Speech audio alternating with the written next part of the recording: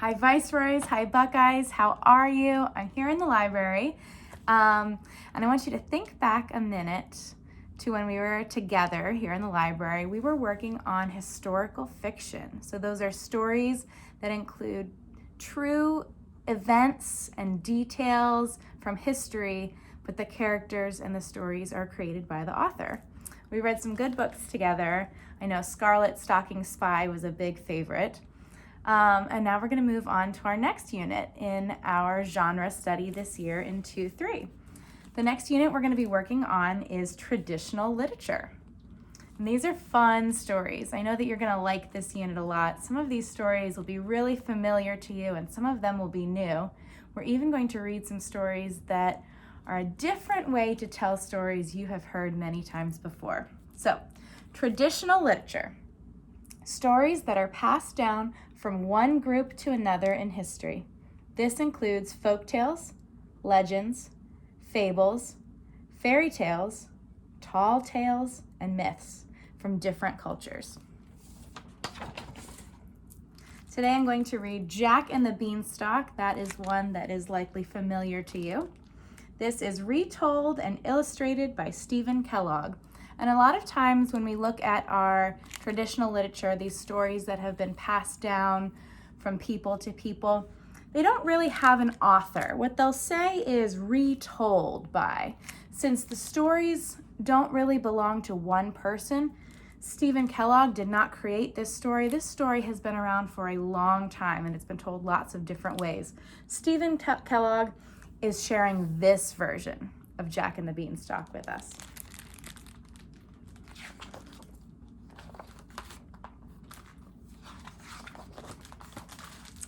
There was, once upon a time, a poor widow who had an only son named Jack and a cow named Milky White. And all they had to live on was the milk the cow gave every morning, which they carried to the market and sold.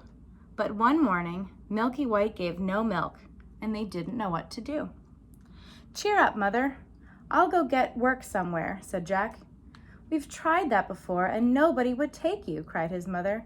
"We must sell Milky White, and with the money, start shop or something."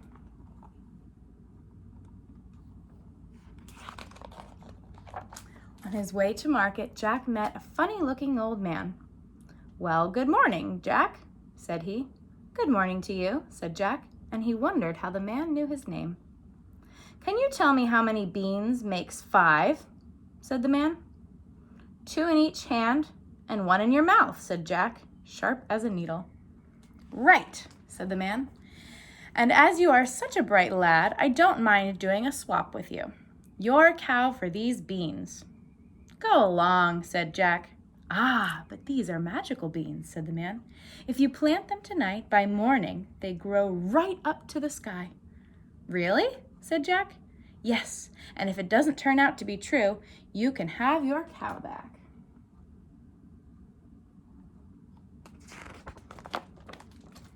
"Back already?" said his mother. "Tell me, how much did you get for Milky White?" "You'll never guess, Mother." "Could it be 5 pounds, 10, 15? No," she cried. "It can't be 20. I knew you couldn't guess. What do you say to these magical beans? Plant them tonight and—" "What?" said Jack's mother. "You have been such a dolt, such an idiot as to give away my Milky White, the best milker in the parish, for a set of paltry beans? Off with you to bed, and as for your precious beans, here they go out the window." So Jack went upstairs to his little room in the attic, and sad and sorry he was, to be sure, as much for his mother's sake as for the loss of his supper. At last he dropped off to sleep.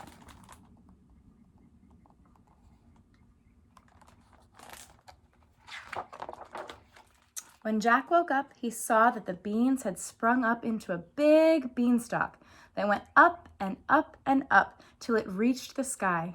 So the old man spoke the truth after all. Jack gave a jump onto the beanstalk, and he climbed and he climbed and he climbed and he climbed and he climbed and he climbed till he last reached the sky.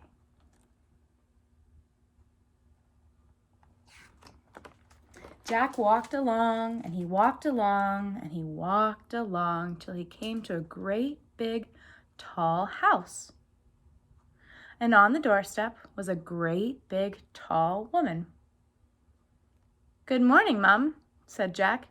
"Could you be so kind as to give me some breakfast?" "It's breakfast you want, is it?" said the great big tall woman. "It's breakfast you'll be if you don't move on. My man is an ogre, and there's nothing he likes better than broiled boys on toast." "Oh, please, Mum," cried Jack. "I've had nothing to eat since yesterday morning. Really and truly, Mum, I may as well be broiled as die of hunger." There's little Jack and the big, tall woman. Well, the ogre's wife was not half so bad after all. She took Jack into the kitchen and gave him some bread and cheese, when all of a sudden, thump, thump, thump, the whole house began to tremble with the noise of someone coming. "Goodness gracious me," said the ogre's wife. "Come along quick." And she bundled Jack into the oven just as the ogre came in. He was a big one, to be sure. "Ah, wife," he said, "what's this I smell?" "Fee, fi, fo, fum, I smell the blood of an Englishman. Be he alive or be he dead, I'll grind his bones to make my bread." "Nonsense, dear," said his wife. "You're dreaming. Or perhaps you smell the scraps of that boy you liked so much for yesterday's dinner. Here you go, and have a wash and tidy up, and by the time you come back, those calves will be broiled for your breakfast."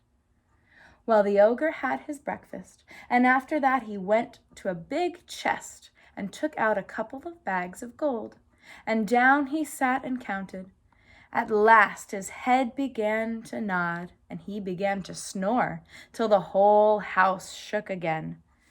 Then Jack crept out of the oven, grabbed his bag of gold, and was off before you could say Jack Robinson.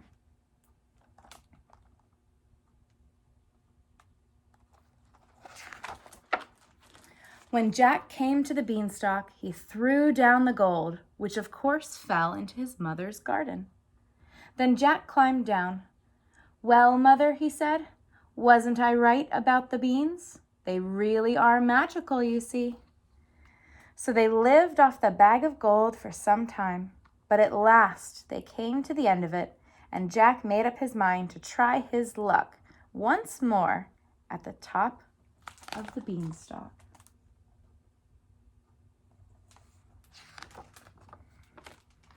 One fine morning he rose up early and climbed onto the beanstalk, and he climbed and he climbed and he climbed and he walked and he walked and he walked till last he came to the great big tall house he had been to before. There, sure enough, standing on the doorstep was the great big tall woman.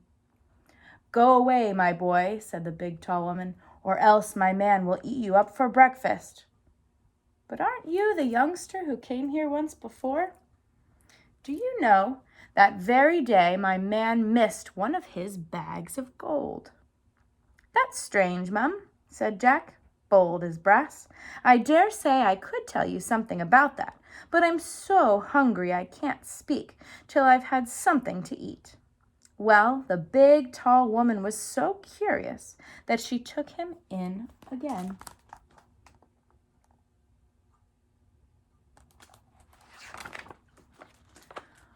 All happened as it did before. Thump, thump, thump. They heard the ogre's footsteps, and his wife hid Jack away in the oven. Fee, fi, fo, fum. After breakfast, the ogre said, "Wife, bring me the hen that lays the golden eggs." So she brought it, and the ogre said, "Lay," and it laid an egg all of gold. Soon the ogre began to nod his head and to snore until the whole house shook. Then Jack tiptoed out of the oven, nabbed the golden hen, and off he peltered.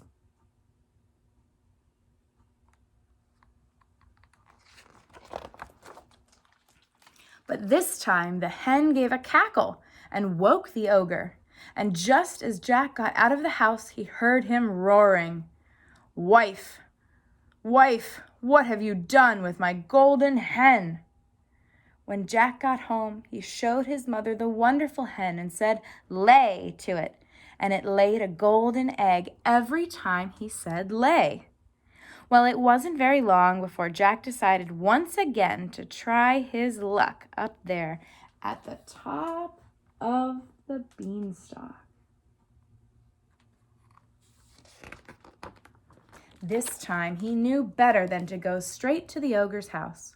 When the big, tall woman came out with a pail, he crept into the house and got into the bread box. He hadn't been there long when he heard thump, thump, thump, as before, and in came the ogre and his wife.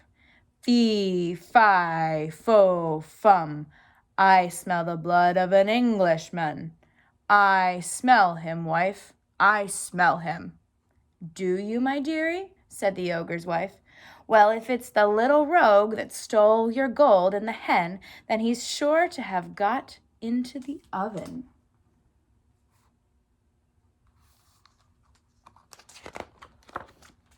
They both rushed to the oven, but Jack wasn't there. And the ogre's wife said, "There you are again with your fee, fi, fo, fum. Why, of course, it's the boy you caught last night that I've just broiled for your breakfast," she said. "How forgetful I am, and how careless you are not to know the difference between live and dead after all these years." "Well, I could have sworn," muttered the ogre, and he searched the larder and the cupboards and everything, only luckily he didn't think of the bread box.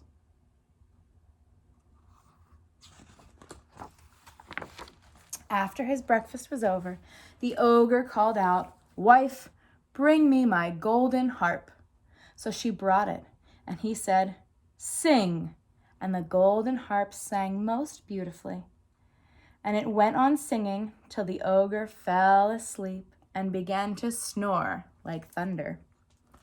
Then Jack lifted the lid very quietly and crept like a mouse on hands and knees till he came to the table, and up he crawled and caught hold of the golden harp.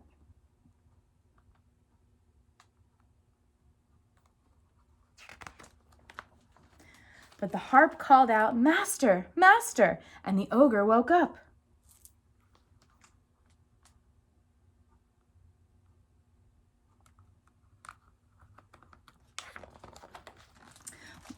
Jack ran as fast as he could, and the ogre came rushing after. When the ogre saw Jack climbing down for dear life, he swung himself onto the beanstalk, which shook with his weight. Down climbed Jack, and after him climbed the ogre. Jack called out, "Mother, mother, bring me an axe."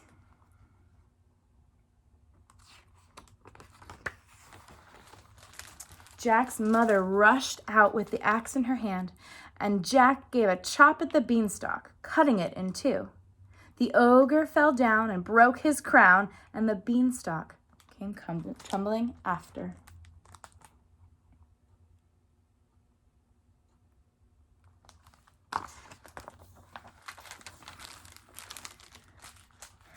What with showing the golden harp and selling the golden eggs, Jack and his mother became very rich, and Jack married a great princess, and they all lived happily ever after.